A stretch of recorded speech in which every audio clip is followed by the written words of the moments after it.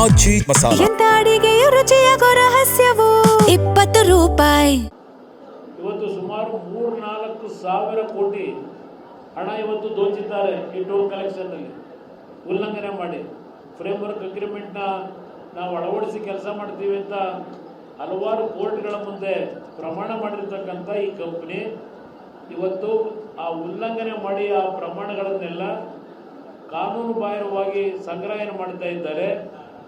ಇದನ್ನು ನಿಲ್ಲಿಸಬೇಕು. ಈ ನಾಡಿನ ಜನತೆ ಯಾರು ಟೋಲನ್ನು ಕಟ್ತಕ್ಕಂಥದ್ದಕ್ಕೆ ನೀವು ಪ್ರೋತ್ಸಾಹ ಕೊಡಬಾರದು ಅಂತಕ್ಕಂಥದ್ದನ್ನು ನಾಡಿನ ಜನತೆಗೆ ಆ ರಸ್ತೆಯಲ್ಲಿ ಓಡಾಡ್ತಕ್ಕಂಥವ್ರಿಗೆ ಹೇಳಬೇಕಾಗಿದೆ.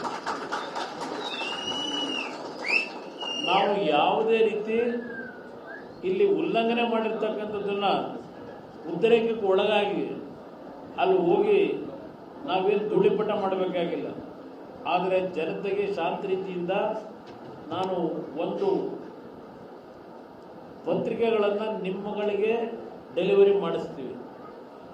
ತಾವು ಮಾಡಬೇಕಾಗಿರೋದು ಆ ಟೋಲ್ ರಸ್ತೆಯಲ್ಲಿ ಓಡಾಡ್ತಕ್ಕಂಥವರಿಗೆ ಮನವರಿಕೆ ಮಾಡಿಕೊಡ್ಬೇಕು, ಯಾತಕ್ಕೆ ಹಣ ಕಟ್ಟಬಾರದು ಅಂತೇಳಿ.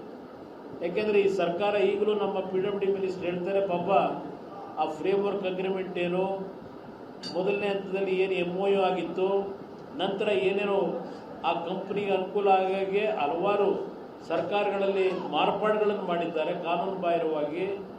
ಇದೆಲ್ಲದರ ಮಾಹಿತಿಗಳು ಯಾವೊಂದು ತೀರ್ಪುಗಳು ಈಗ ಮೊನ್ನೆ ಬಂದಿದೆ ಕೋರ್ಟ್ನಿಂದ, ಅದೆಲ್ಲದರ ಮಾಹಿತಿಗಳನ್ನು ಇಟ್ಟು ನಾನು ಹ್ಯಾಂಡ್ ಬಿಲ್ಲನ್ನು ಪಕ್ಷದ ವತಿಯಿಂದ ಕೊಡ್ತೀವಿ.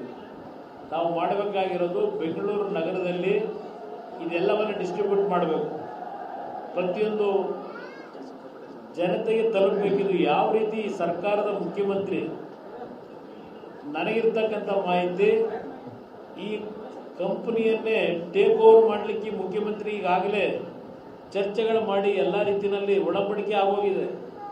ಇದು ನೈಸ್ನ ಕಾರ್ಯಕ್ರಮ ಆಗಲ್ಲ ಮುಂದಕ್ಕೆ. ಇದು ನೈಸ್ನ ಹೆಸರಿನಲ್ಲಿ ಈಗಿನ ಮುಖ್ಯಮಂತ್ರಿಗಳು ಏನು ಒಡಂಬಡಿಕೆ ಒಳಗೆ ಮಾಡ್ಕೊಂಡಿದ್ದಾರೆ. ರೈತರಿಗೆ ಒಂದು ಕಾನೂನು, ಈಗಿನ ಮುಖ್ಯಮಂತ್ರಿ ಕುಟುಂಬಕ್ಕೊಂದು ಕಾನೂನು. ಇಲ್ಲಿರ್ತಕ್ಕಂಥದ್ದು ಏನೇನು ಮಾಡಿದ್ದಾರೆ ಅಕ್ರಮಗಳನ್ನು ಈ ಒಂದು ಹೆಸರಿನಲ್ಲಿ, ರಸ್ತೆ ಹೆಸರಿನಲ್ಲಿ BMICP ಅಂತಕ್ಕಂಥ ಅಥಾರಿಟಿನ ಯಾತಕ್ಕೋಸ್ಕರ ಪ್ರಾರಂಭ ಮಾಡಿದ್ರು, ಅದರ ಅಧ್ಯಕ್ಷರಾಗಿ ಈಗಿನ ಮುಖ್ಯಮಂತ್ರಿಗಳು ಏನೇನು ಮಾಡಿದ್ದಾರೆ ಅದು ಎಲ್ಲ ಮಾಹಿತಿಗಳನ್ನು ನಿಮ್ಮ ಮುಂದೆ ಇಡ್ತೀನಿ, ದಾಖಲೆ ಸಮೇತ. ಬೆಂಗಳೂರು ನಗರದ ನಾಗರಿಕರಿಗೆ ಹೇಳಬೇಕಾಗ್ತದೆ, ಇವತ್ತು ಆ BMIC ಯೋಜನೆ ಹೆಸರಿನಲ್ಲಿ ಸಾವಿರಾರು ಎಕರೆ ಭೂಮಿ ಹೊಡಿಲಿಕ್ಕೆ ಹೊರಟಿದ್ದಾರೆ. ಆ PM ಕಾವಲ್ನಲ್ಲಿ ಅಲ್ಲಿ ಏನೇನು ಅಕ್ರಮಗಳಾಗಿದೆ ಇದೆಲ್ಲ ವಿಷಯಗಳನ್ನು ಮುಂದೆ ನಿಮ್ಮ ಮುಂದೆ ಎಲ್ಲ ಹೇಳಲಿಕ್ಕೆ ಹೋದರೆ ಒಂದು 2 ಗಂಟೆ ಬೇಕಾಗ್ತದೆ. ನಾನು ಸಮಯ ತಗೊಳ್ಳೋಕೆ ಹೋಗಲ್ಲ.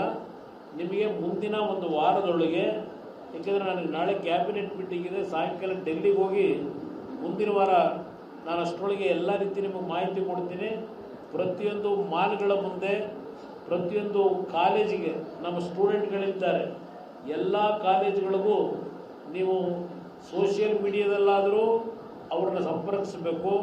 ಇಲ್ಲ ಪ್ರತಿ ಕಾಲೇಜಿಗೆ ಹೋಗಿ ಹ್ಯಾಂಡ್ ಬಿಲ್ಗಳನ್ನು ಕೊಟ್ಟು ಈ ಸರ್ಕಾರದ ಅಕ್ರಮ ಏನಿದೆ, ಅಕ್ರಮದ ವಿರುದ್ಧ ಯಾವ ರೀತಿ ನಿಮ್ಮ ಹೋರಾಟ ಇರಬೇಕು ಶಾಂತ ರೀತಿಯಿಂದ ಎಲ್ಲರಿಗೆ ಮಾಹಿತಿಗಳನ್ನು ತಲುಪಿಸ್ತಕ್ಕಂಥದ್ದು ನಮ್ಮ ಯುವ ಘಟಕದ ವತಿಯಿಂದ ನೀವು ಮಾಡಿದ್ರೆ ಈ ರಾಜ್ಯವನ್ನು ಉಳಿಸ್ತೀರಿ. ಇಲ್ಲದೇ ಇದ್ದರೆ ಈ ರಾಜ್ಯ ಸಂಪೂರ್ಣ ಮಾರಾಟ ಮಾಡಿ ಈ ರಾಜ್ಯದ ಸಂಪತ್ತಿನಿದೆ ದಿವಾಳಿ ಎಬ್ಬಿಸ್ತಕ್ಕಂಥದ್ದು ದೂರ ಇಲ್ಲ ಈ ಸರ್ಕಾರ.